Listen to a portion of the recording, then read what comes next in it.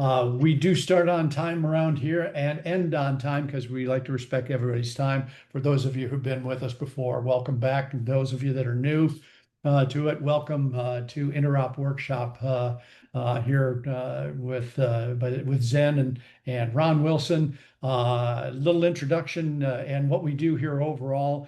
This is intended to be a technical discussion of healthcare data exchange and facilitating the interoperability overall. It's sponsored by our company, obviously, Zen Healthcare IT, but not intended to be a commercial for anything we do. It is a real workshop, and it is an interactive workshop with all of the attendees. Hopefully, if you will, turn on your cameras. Don't be embarrassed. We look in the side of people's heads all the time on stuff like this, and don't hesitate to turn on your microphone as well and interrupt, because Lord knows Ron will say something and somebody needs to argue with him a little bit, because that's part of the fun that we have around here. For those of you who don't know, Ron is the VP of interoperability around here, and overall a guru. Too many years that he will admit in doing the technical part of this interoperability, and we normally try to play stump the chump with Ron and challenge him a little bit on the discussion topics. Additionally, for this particular topic that we're having today, we've invited a special guest, Jerome Chen. Jerome is the manager of ProServe here at Zen. By the way, we are going to start branching out and have third-party guests come in and join us as well. We've got a couple of really good ideas on that. If you would like to have a people or somebody that you think that would be good in this, please throw it in the chat, or just say it out loud, whatever the case happens to be. We'd love to have guests for things going forward. But Jerome is the manager of ProServe, and for those of you who are clients, you've probably dealt with Jerome on some basis, or certainly members of his team. He also participates in the solution architecture here around at Zen, and is a major contributor to the Zen Insight, which is our monitoring and alerting solution that we have overall. And the topic that we'll be talking about today certainly pertains to a lot of the things that he has run into, and can hopefully save you some headaches when you're trying to do these things yourselves. Like I mentioned before, this is an open forum. It's not one of those webinars that you sit back and you just get the recording and what have you. It is interactive, so please turn on the chat and turn on your microphones if you're so inclined. Turn on your cameras, be a part of it. And I will encourage you, take a moment here now, introduce yourself in the chat. If you're so inclined, what you do out there, you never know when you're going to find somebody on something like this that you've got something in contact with, and you end up making a relationship that you didn't have before, and that's good for everybody. We certainly want to do those kind of things here. Before we get into the real meat and potatoes, I do want to mention that we've actually been doing this for quite some time. We started back in, let me look at that. What is the time frame on that? I don't know. It was about this time. We're some 15, 16, 17 months into doing this. I certainly won't go through all of the topics, but there were a lot of good ones last year. As a matter of fact, we had a few that people wanted us to cover more details of. So if by chance you're interested in getting the list of topics and potentially the recordings that we had from those topics, most of them are still very relevant.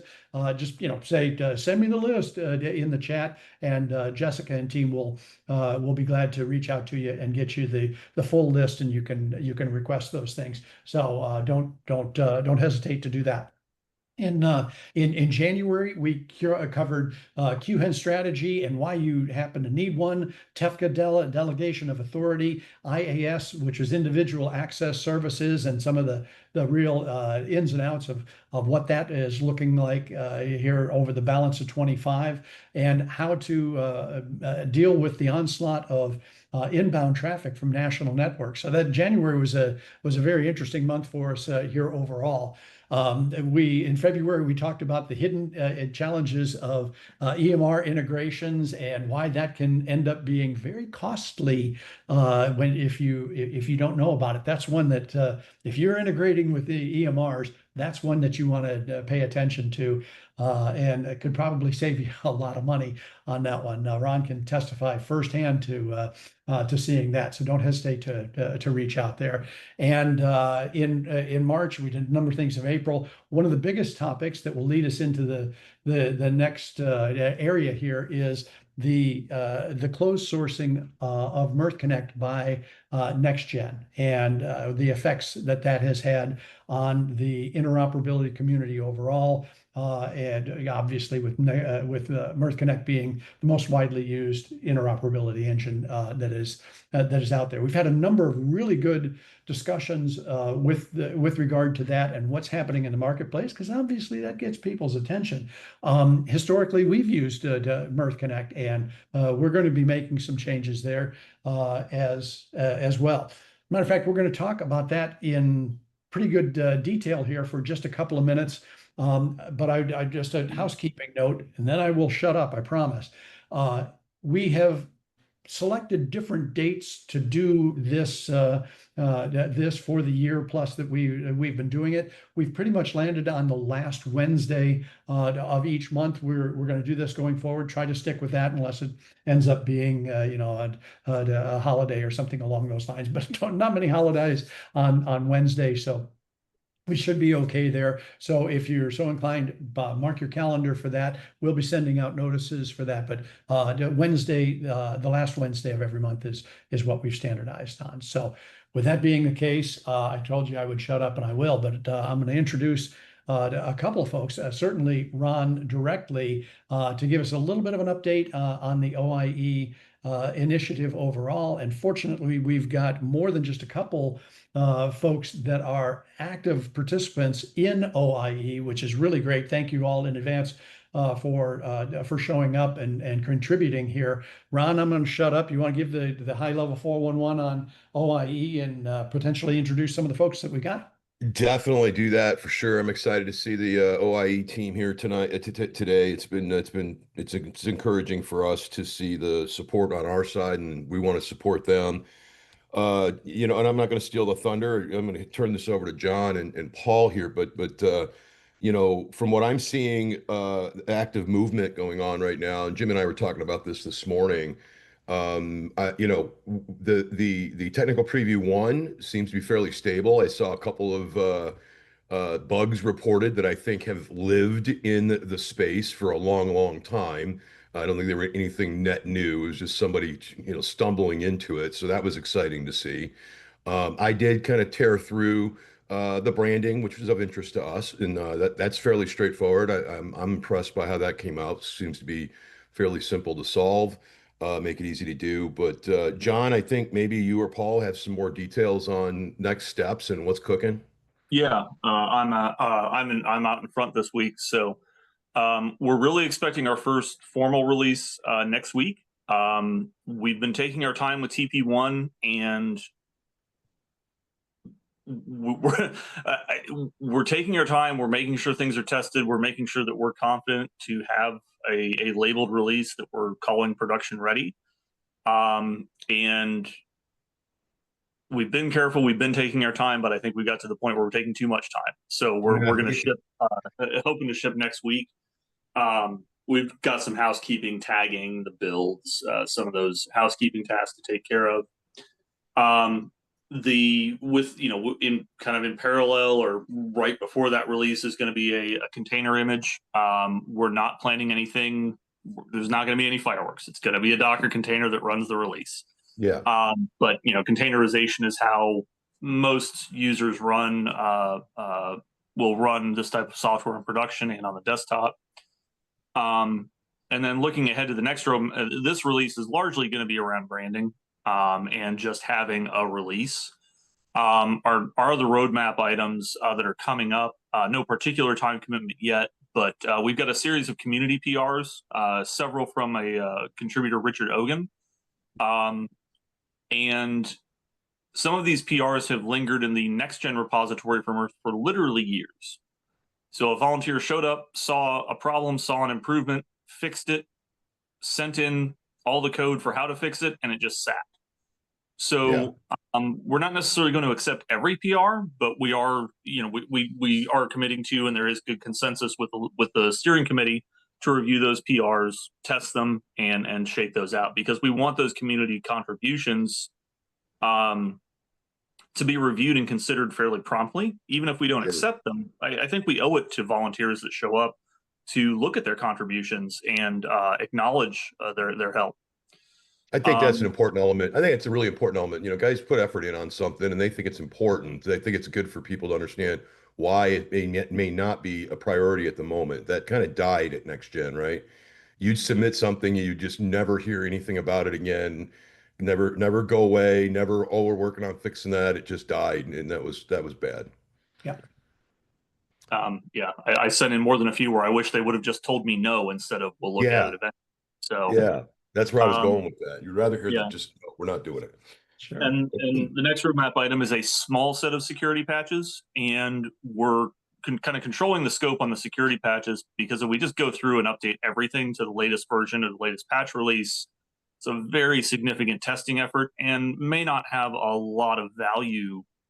So we're focusing on some key things. JSCH, which is one of my pet integrations with Mirth. Postgres drivers, some of the more common or more rigorous isn't the right word, more popular libraries are going to get updated first. And then we're looking at a large set of security updates. Mirth has not received routine security updates, again, in quite some time. Yeah. And we see that as one, that's just good security. I kind of think of that as a feature because at my day job, I am currently getting roasted by cybersecurity because, oh, this is yellow, this is red, what's this critical vulnerability? And if I can make my software green on everybody's security scans, that helps keep my security experts happy with what I'm doing. Now, they're still beating me up with other security challenges and other layers of security, but that update is important. And as part of that update, there's a lot of discussion in the community for changing the build system. OIE is currently built from Ant, the way that Mirth was. Ant works. It's modern, relatively reliable, but it's not as good as Gradle or Maven, which are going to make it easier to stay current with these updates. Yeah. And then the last thing, I do want to mention the community specifically. Mitch Gaffigan and Richard Ogan have been just absolutely stunning community members. Richard has been in and out of the Mirth community for a long time. He contributes quietly. He sends in code. He sends in PRs. He's been really amazing. And Mitch Gaffigan is a new name, I think, with OIE. He showed up with some really deep PRs and had a lot of good technical discussions with other kind of old school guys from the Mirth community. And Mitch really showed up, and we really appreciate those contributions. And I know for me, and I think for a lot of us, that's why we do it. That community vibe is really cool to have.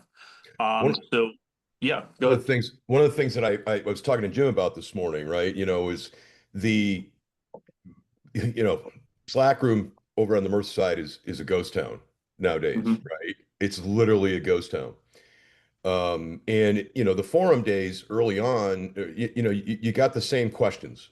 You got the same question, over and over. What I'm seeing in the Discord for OIE right now is some serious, meat and potato discussions about, functional use, work, better ways of doing things. And I don't really recall that kind of interaction in the Slack room or in the forum as much as I'm seeing with OIE. It looks like we got all of the heavy hitters over on the OIE side is, I guess, where I'm going with that. And I think the last thing is we are volunteer driven. We are community driven. We're working on some heavy stuff, the builds, the releases, the security patches. But if you've got a question for, hey, I forgot how to write a loop and map an HL7 segment, come over to our Discord. We're happy to help new users. I forget basic stuff all the time because I'm down in the weeds with the fun stuff. And, what's this E4X expression to reference the fifth OBX segment? The basic questions on Discord and GitHub are welcome. Download a build, report an issue, ask a question. That community comes from not just contributions of code and big releases, but also the questions. Ask a question, even if it's a silly basic question, we're happy to answer those. That helps keep us fresh, and helps bring in new people. So show up however you wish to show up. GitHub, Discord, send us an email, and we're happy to have anybody participate and play in the sandbox with it. Fantastic. Awesome. Well, we're glad to have everybody that join us. As a matter of fact, there are a number of people here on there. Bobby, you're here as well. That Jon was just talking about. A number of folks that are on here, heavy hitters with regard to certainly the former Mirth Connect. Just a clarification point for those that you may not be familiar with it. What the release candidate is doing here, Jon, you correct me if I'm wrong, is that it will be the same feature and function that is in 4.5.2, the latest Mirth Connect open source, and that is effectively the branch. Where NextGen is going with it, who knows? But that's the one that you're going to take going forward. Those are the features and functions that it has and today, correct? Those are the features it has. Plus, you can configure the branding to however you want. You can put your name on it. You can put your logo on it. It seems like a little thing, but Mirth runs inside so many organizations, and being able to see that, this is my county hospital instead of Mirth, that matters. And we do have our release notes as well. We did also work on disabling telemetry, so none of your data is sent to OIE, none of your data is sent to NextGen, because for me personally, I don't want it. Some anonymous usage statistics may come in the future, but we will make those off by default. We'll broadcast that early. So yeah, telemetry and branding are the two kind of new things in there. But otherwise, the key functionality, your channels, your interfaces, your code templates, blah, blah, blah, is all going to be very equivalent to Mirth Connect 4.5.2. Fantastic. Perfect. Well, we continue our support for the OIE movement there. These guys have put a lot of work into establishing an organization that can take this and support it going forward. So again, we are going to be moving to it ourselves. I won't say probably, we are moving to it ourselves internally. If you're so inclined and you have the former Mirth Connect in your environment, we encourage you to look at this and know that there's a group of people that can get your questions answered probably a whole lot better than used to happening at the former Mirth and NextGen. So we encourage you to look to that, and we'll continue to update what's going on with that as we go forward. Ron, I believe you've inserted a TEFCA update here to move on through the agenda. You want to give a little 411 on that? Yep, we got our Assistant Secretary of Technology Policy, National Coordinator for Health Information Technology, Mr. Dr. Thomas Keene. He's a practicing doctor and a technologist in the Maryland, D.C. area. He is going to be leading up the RCE, and we had an all-call RCR call this week, met him. He gave a little bit of his background. When he practiced in the D.C. area, he worked very closely with CRISP. Many of us know CRISP in the marketplace here. He is a technologist also. He is a very large supporter of data exchange. So I think that's good news for our world, to have somebody that's on our side. And full steam ahead was the general tone. And so I think we're back on track relative to that. RCE is having active calls and meetings relative to activities that Zen is working on. We are actively implementing IAS use case with Commonwealth and ID.me, and we have an ongoing Commonwealth reoccurring meeting with Commonwealth and ID.me related to continuing efforts for IAS use case and TEFCA in general. So those are really good things relative to that. Quick note, Epic did announce an additional 15 facilities have onboarded to TEFCA. So, their roadmap and plan for migration to TEFCA is being implemented. So that's good news also, as the way I see it, because, if you can onboard to a QHIN, you can start to get data through Tefka for those more advanced or different use cases, and kind of simplify things as it's changing. So, give you more of a That focused path. That is huge. And for those of you who weren't on the former workshop that we had, I shouldn't say former, the previous workshop that we had that was specifically about that topic, just filling in the gaps there a little bit. Epic has made the announcement that they are going to be moving all of their implementations into their and be part of Tefka overall. So the way that you exchange data in the future, they got foot in both camps here right now, but where they are saying that they're going is it will be Tefka oriented. So it's another reason that your strategy really does need to consider the national networks, how are you dealing with Tefka if you want to be able to exchange data with the gorilla that is out there, the biggest gorilla of them all. And of course, Ron mentioned the ID me, one of the ID, what do you call them, Ron? ID validation? That's not the correct word. They're IAL2 validation of Validation. identity proofing providers. There's Right. six of them. There are six of them. Clear is one, ID.me, and there's four others that are out there. Kona, I think, is the name of one or something of that nature. We do have other clients that are going to be onboarding for IAS.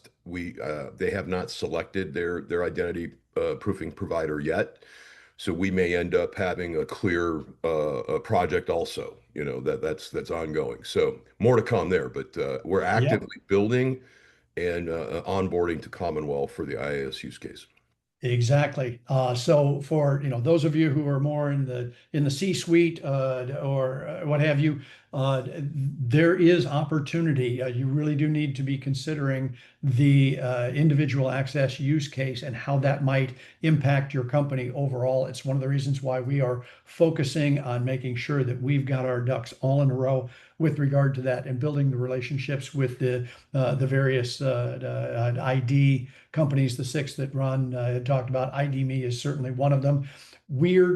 If there is more interest in us having specific conversations and guests with or potentially guest appearances by those in those realms, please put something in the Slack to what you would like us to do some review and talk about that. We will certainly schedule that going forward. We've had a couple of requests for that in the past, and we'd like to see what kind of interest there is there. Okay, sorry for that run on. There's an awful lot there, but covering some pretty good stuff there. We'll get down to what we're here to be talking about today, and that's the scalability and monitoring challenges and how things seem to be broken. And well, they may be broken, but they may not be broken, and how to deal with some of that stuff. We've got a long history in working with those, and both Jerome, Ron, and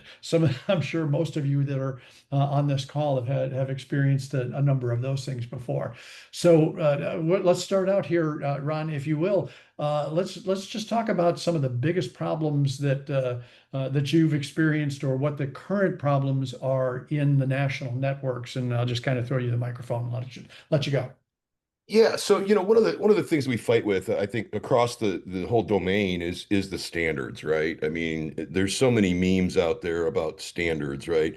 Well, there's a standard, and then we got to modify the standard, or we got to fix the standard, and then there's 15 standards. Well, currently in the national networks, there are some CISOs out there that are tripping over themselves over a SHA-1 hash on a message that lives for 5 minutes, that's got a that that that has a mutual certificate that's has to be used. So literally it's 43 days and $400,000 of serious computing time to duplicate that SHA-1 hash.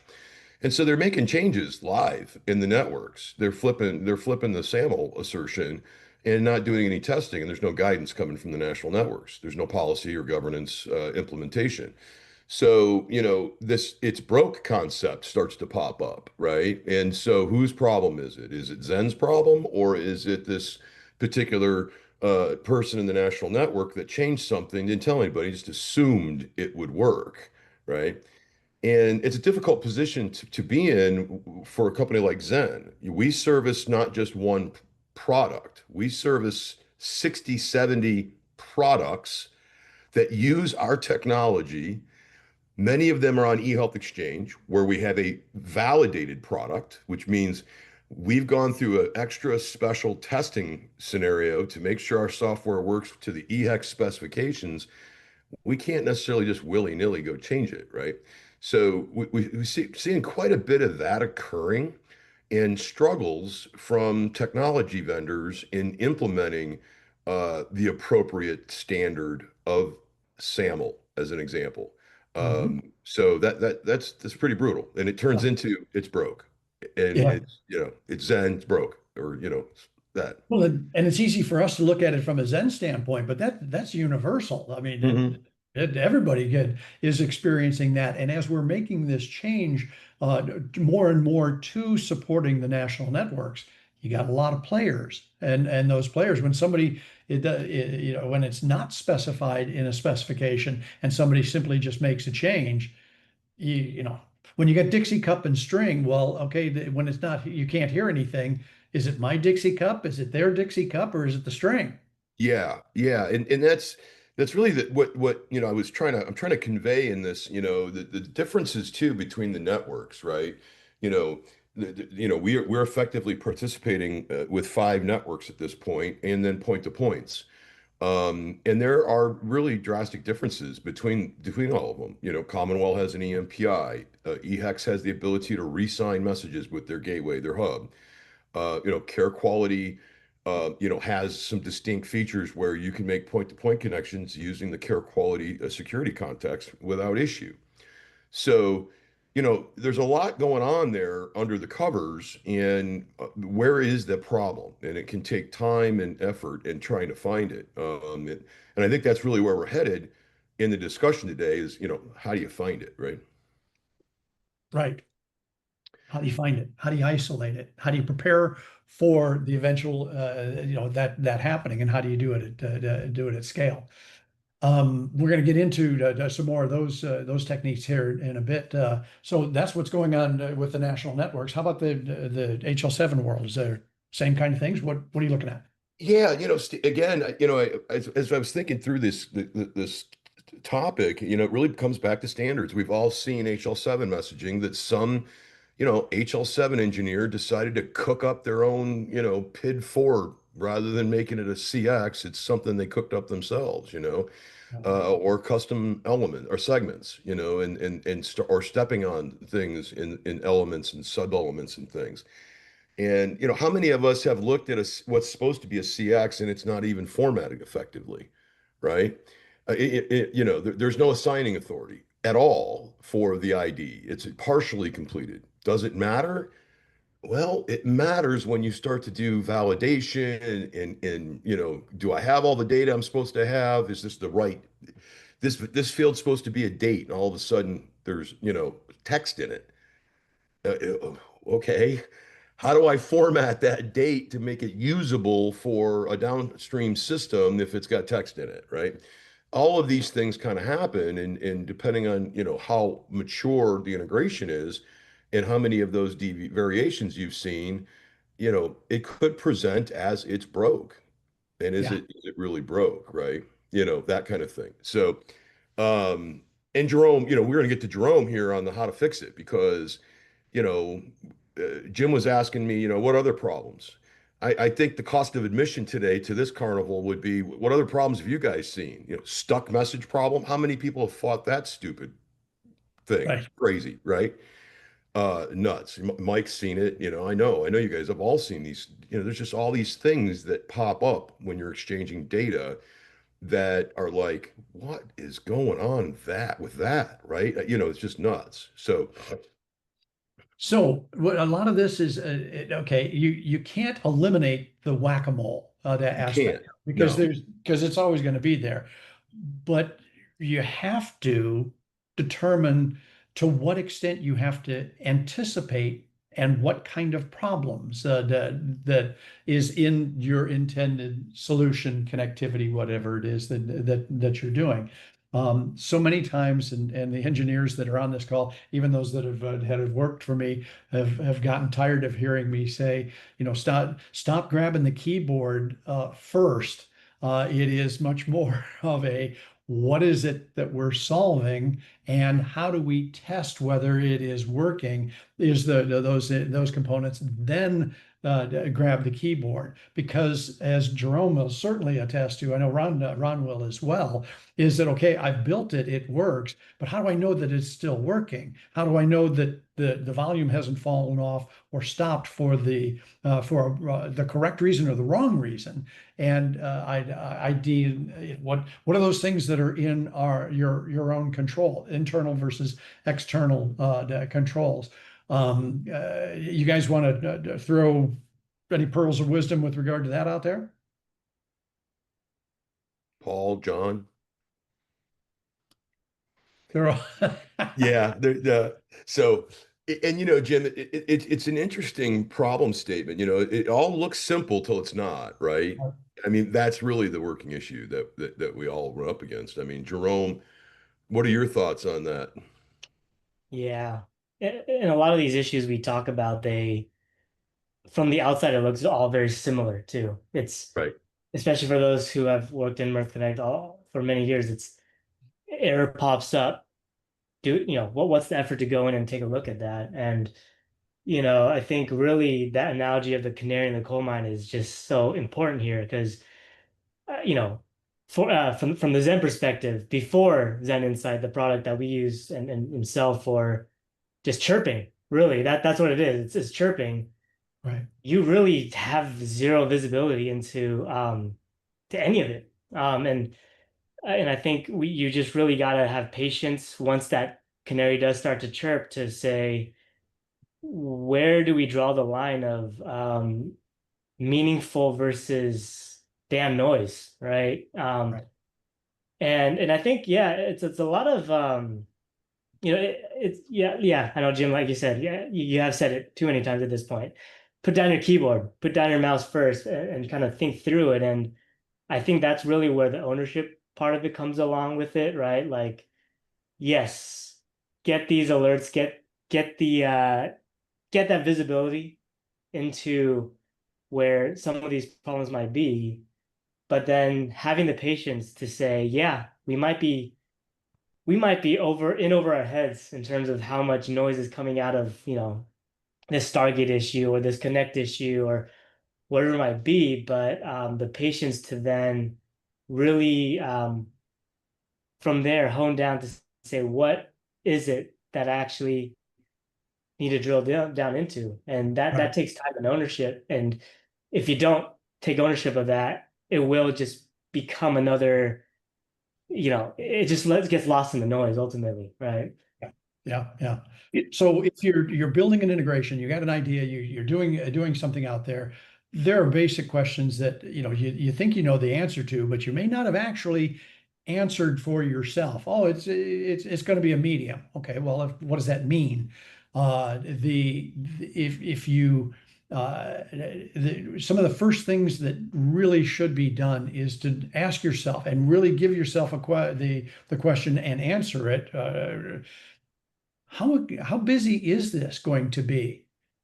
Are there peak times that it's going to be busy? Is it busy 24/7? How critical is it that it is up? Can it be down for a short period of time? Are their lives depending on this? All of these things we've talked about in other calls. They are critical factors for you to literally write down. These are the things that influence it. And how would it, if this thing were done, how would we measure it? And I can tell you firsthand that Jerome is, and Ron too, who did the first version of our Insight, our monitoring tool, because we had to have it for us internally. You start getting into, well, what constitutes up? Are we expecting traffic to be coming across this interface, this channel, at every minute, every second, every hour? what is it? So if it only is going to be doing it for a short period of time in the morning and pretty much docile the rest of the day, how do you know it's up? So, we have an active project going on right now where one of the participants in the data sharing was supposed to be 40% of like 30 or 40 million messages, right? Right, right, So we've got all this stuff turned on. We're in a soft go live scenario. We're doing monitoring, and I'm seeing, you know, they're 8% of the volume, the source. And, so see something, say something, right? To me, I'm looking at that based on what we know about the pre the sales cycle discussions. That's broke. I'm looking at that and I'm reading the signal as broke. I'm not getting all of the data, guys. So, you know, one of the things that I think is key, and I think this is where people kind of get lost in the signal and noise situation, right? We got to figure out how to turn things into signals and not noise. And that, to Jim's point, is, if I'm getting 5,000 messages an hour for 4 hours and then it doesn't do anything for 18 hours, you've got to be able to determine at the 19th hour that it's broke, right? And we see a lot of this in the national networks. right. The presentment of patients at an intake desk at 7 o'clock in the morning kicks off this giant volume of pressure in the national networks. And then by 1, 2 o'clock, it's just kind of coasting, right? So, we see so many of these things that happen, volume related, both up and down. We had a scenario with a client where we had a CCD feed and it was running about, let's just say it was running about 15,000 CCDs a month. And then all of a sudden it went berserk. Right. And they sent in 3 million CCDs, right? And in our signals, it starts at the bottom, the stack, hard drive space, CPU space, connection, going up the chain, right? Well, that signal came out as a disk space problem. Holy smokes, what is going on with that instance? That hasn't been doing that. What is that? And somebody on the other end pushed some buttons and released the Kraken for their entire population to send a CCDA, right? And didn't say anything. So, these are the kinds of things that get difficult to find and to monitor, and that gets, I just want to keep going back to it's broke. That scenario was not broke, Right. but we were not Wrong with aware. it. We didn't know they were going to go do that. And thankfully, we had the signals in place to start to tip us off that it was going on, right? And we were able to get engaged and participate. Another reason right there why it is so important, what we're all talking about here, I always liken it to Dixie cup and string, and we all played with those as kids. Maybe the young people didn't, but we all, older folks, we all did. And you know that it takes two people to do that. So there are issues that you can monitor and control and on your side, but by definition, there are things that can impact you from the third party, the other Dixie cup, if you will. So do you have the contacts that you need on that side? Have you built that relationship and established that relationship with that other side that when something does go sideways, you know how to determine where it is? Because those of you that have been around here, and I'm sure everybody on this call can recognize, you find something like that, something goes haywire, and it's that old adage. I hope people have sure have heard it before. When you hear hooves, don't think zebras. And you can get into looking at that and going, there's something wrong on my side. Well, might not be on your side. Yeah, How many times you guys experienced that? right. We've all, and we all, everybody that's ever touched an integration has done this. I haven't found one person that hasn't done it. They're going straight to this rather than over to that, right? And I think it's just, human nature, you just start going, it's the worst, but maybe it's not the worst. Maybe it's it's the simplest thing, right? It's the easiest thing. Yeah. So because, in sometimes it's a stressful situation because it's outaging. Let's just say it's outaging and you're like, oh, but you've got to step back. I think like we've always talked about, Jim, is it this or that? Okay, it's not that, so it's got to be over here on this side. That whole analogy you go through, split it in half. What is it? You split it in half how many times? And you, If you split it, if you can split a problem in half at each time and find out which side the problem exists on, I think it's practically a fact. You can't split it more than 7 times. You will have yeah, found a problem. yeah. And so, I think the key takeaway for a lot of folks is uh, you have to slow down. I think you have to step back. You have to look at the simplest items first, clear those out of the way, um, and then go to the next step.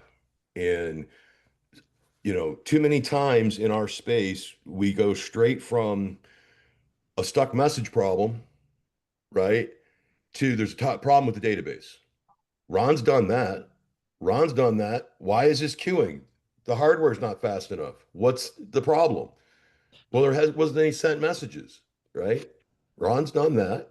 I'll admit that. Yeah. But everyone gets stuck in that spot. So um, I think, It's so Jerome, some of the things you've been seeing relative to clients and leveraging, insight, what are the other areas that you think are key spots?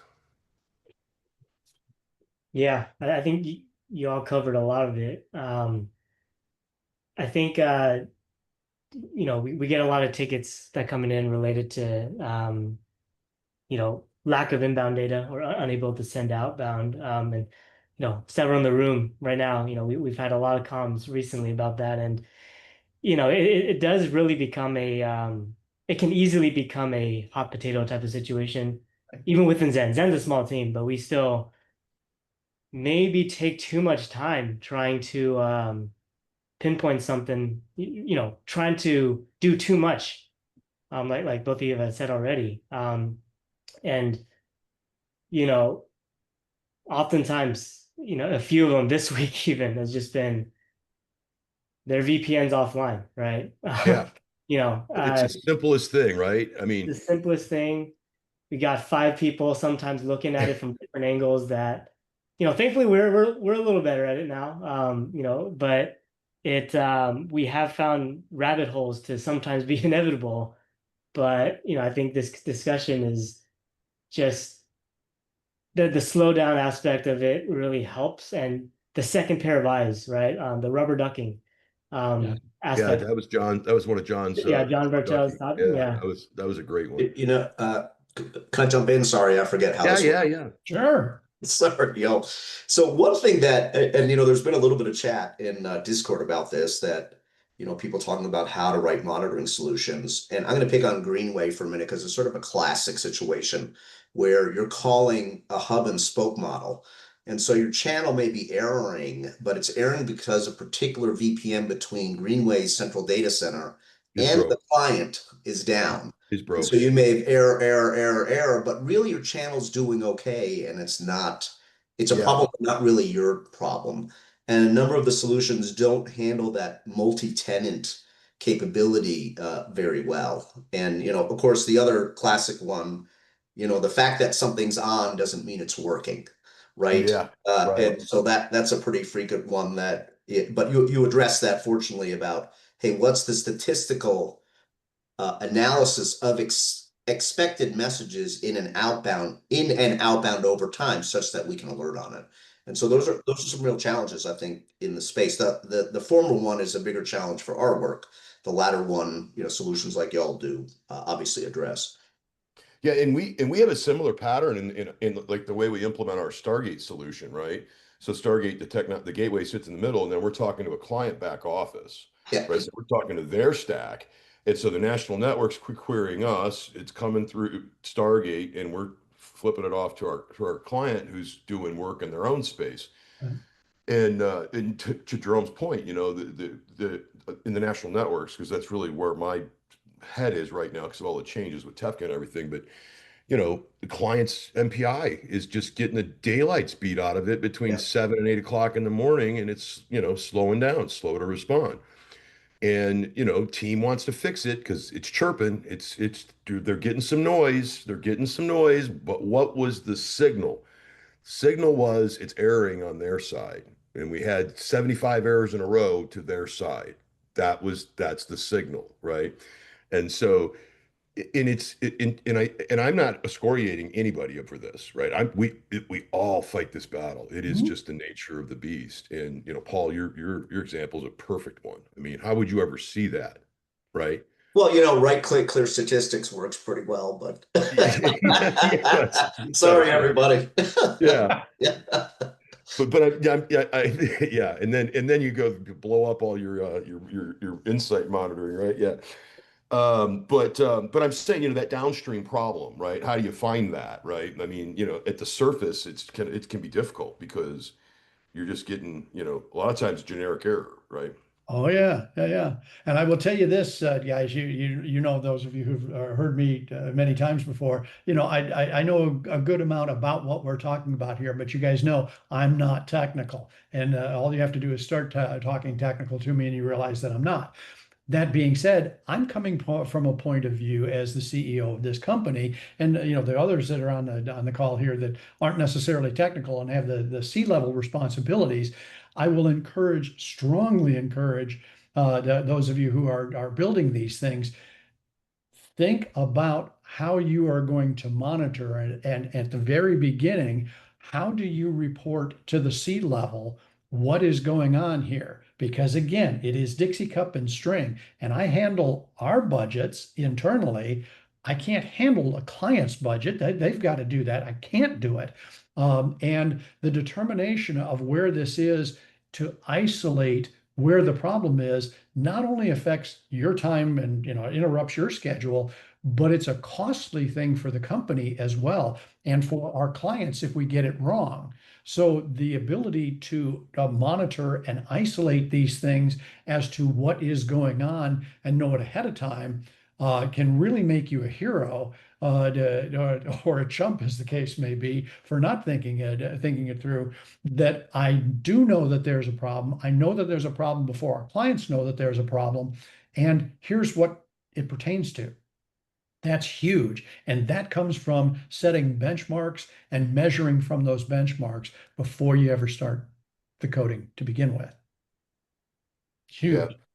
It's those of you who are signing the checks that are on the call are probably nodding your head up and down right now, going, "Oh yeah, been there." And it can be a really costly thing. So we talked quite a bit here about the kinds of problems that you run into, and some of this is kind of surface level. It's also back to basics level. Really, I will and strongly encourage everybody as well, those things that you can isolate, don't assume that it's back up. Just like Paul just said a moment ago, Ron did too. If is that connectivity really there? A ping, do a ping test or something like that. Validate the simple stuff first. It can really make a big difference. Can you reproduce it? And what does it take to see it? Right. That's another big thing that I think people fight with, especially in homegrown situations, right? How much visibility does your individual, integration engineer have, right? Right. And more and more companies as they get better aligned with HIPAA and SOC and other security requirements, I trust. yeah, high trust. You're locking that stuff down.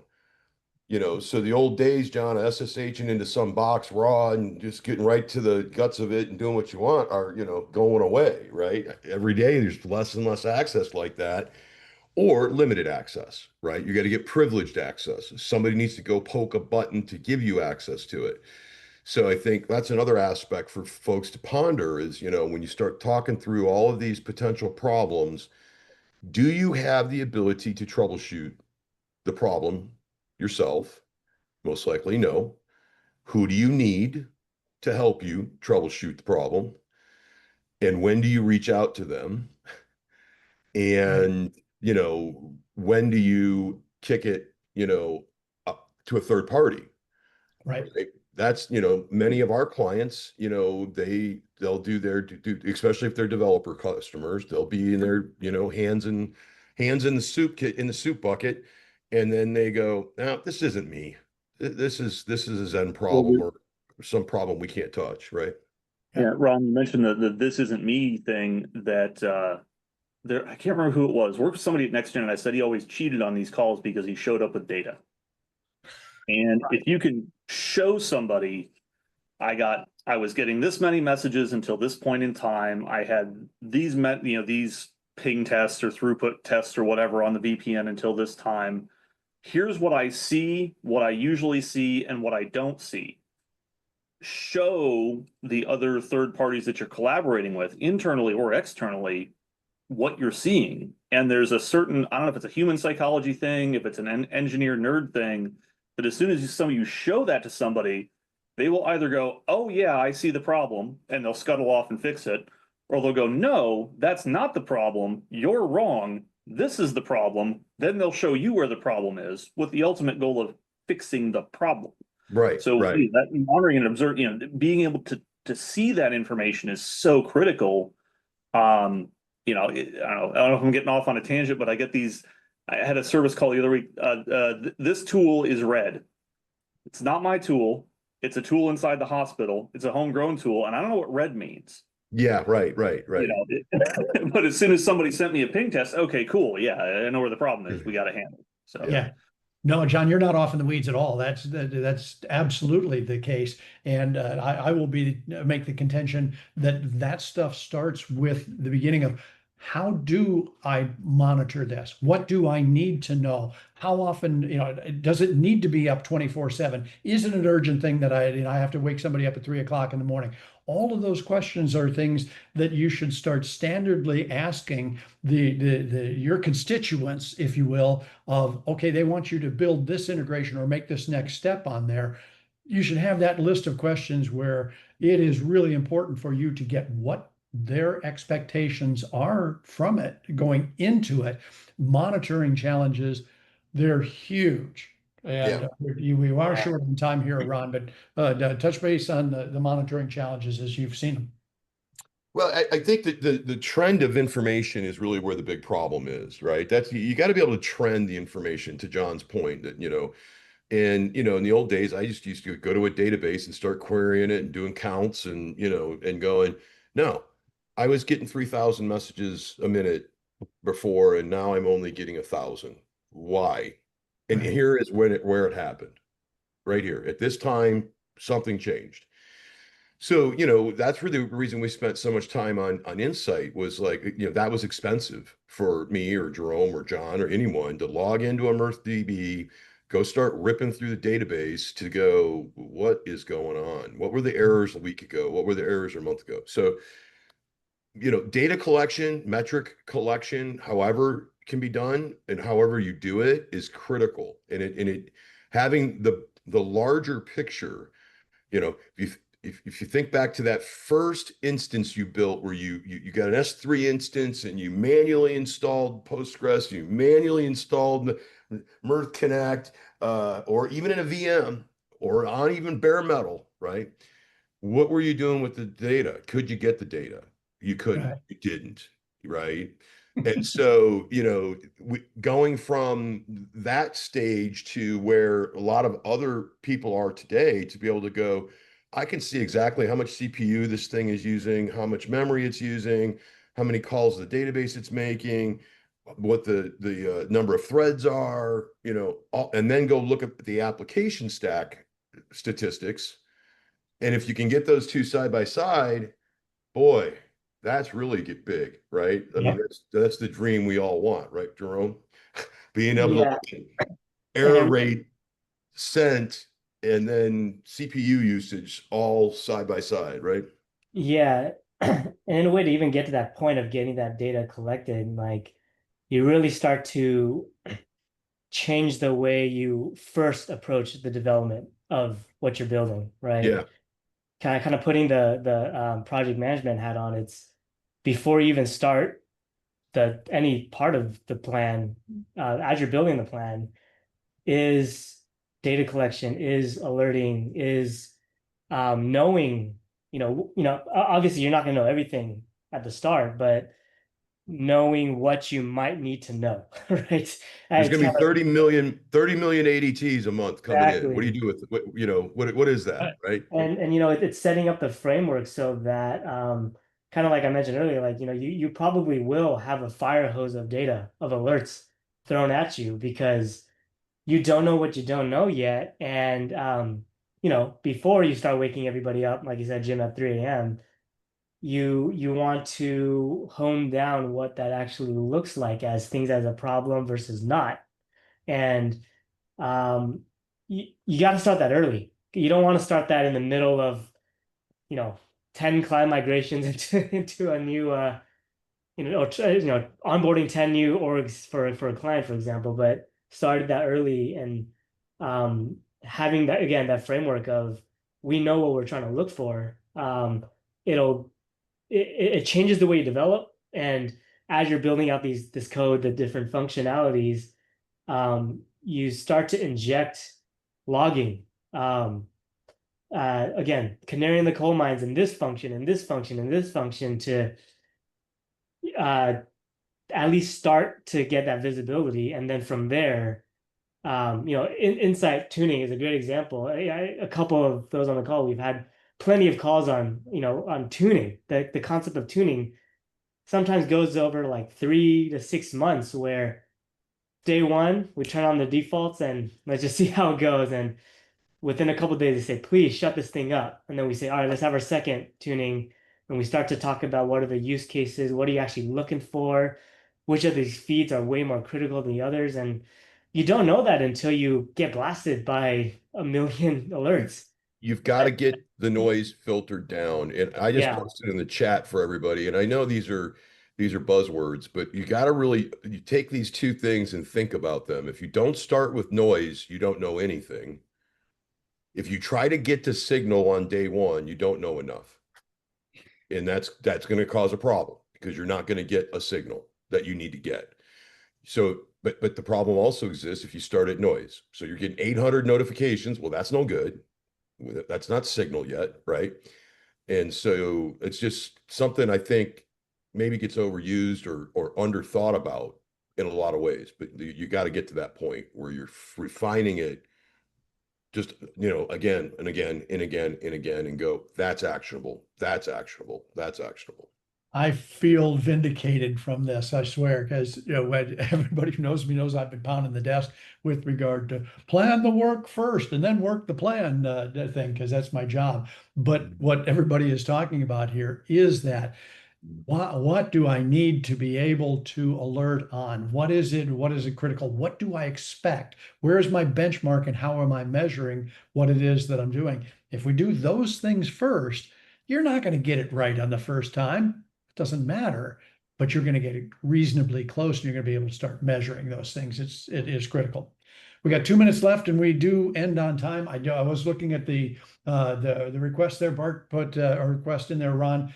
We mentioned 5 networks, the national networks that we're dealing with, if you will. Let's go ahead and make sure everybody's aware of those. Yeah, eHealth Exchange, Care Quality, Commonwealth as a native network, then TEFCA, and then we are doing point-to-points. So the point-to-point connections is the 5th one. So four national networks and point-to-points. Right. And for TEFCA, that would be your QHIN of choice.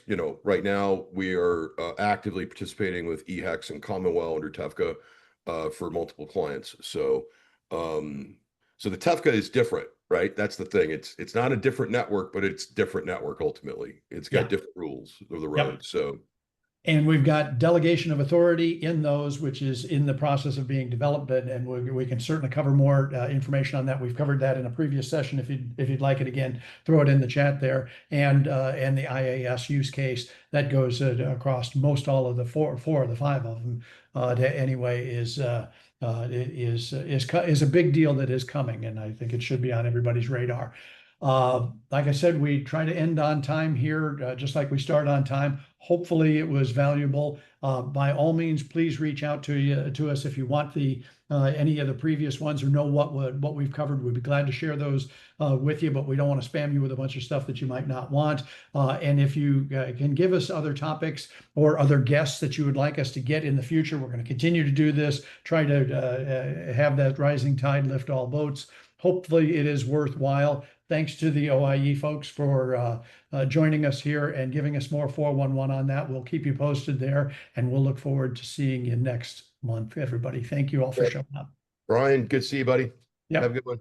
Thanks all. Bye.